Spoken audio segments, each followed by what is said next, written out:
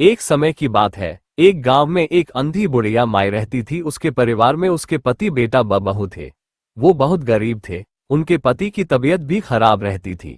बुढ़िया माई का प्रतिदिन गणेश जी की पूजा करने का नियम था। एक दिन गणेश जी महाराज बुढ़िया माई से प्रसन्न होकर उनके सामने प्रकट होकर बोले, बुढ़िया माई, मैं तुम्हारी पूजा से प्रसन्न हूँ, तुम मुझसे कोई भी वर मांग लो। तब बुढ़िया माई बोली, हे कृपा सिंधु, मुझे तो मांगना नहीं आता। गणेश जी बोले, बुढ़िया माई, मैं आया हूं तो तुझे कुछ ना कुछ तो देकर जाऊंगा। बुढ़िया माई फिर बोली, प्रभु, जिंदगी में पहली बार आप सामने आए हो, मुझे नहीं पता इस समय मैं आपसे क्या मांगू।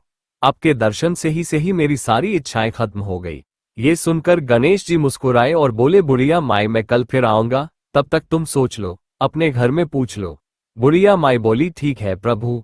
अब गणेश जी चले गए। बुढ़िया माई ने अपने बेटे को सारी बात बताई।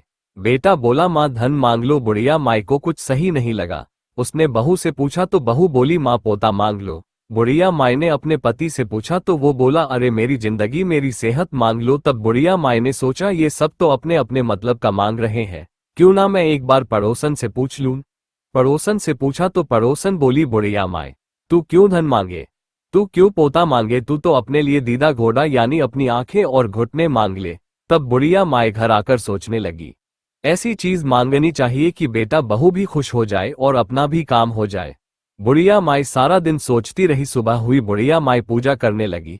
तभी गणेश जी भगवान आए और कहने लगे, बुढ़िया माई, सोच लिया, अब बता क्या मांगती है। तब बुढ़िया माई बोली, हे गणेश जी महाराज दया के सागर, आप ऐसी कृपा करो कि मैं सोने के कटोरे में अपने पोते को दूध पीता देखूं।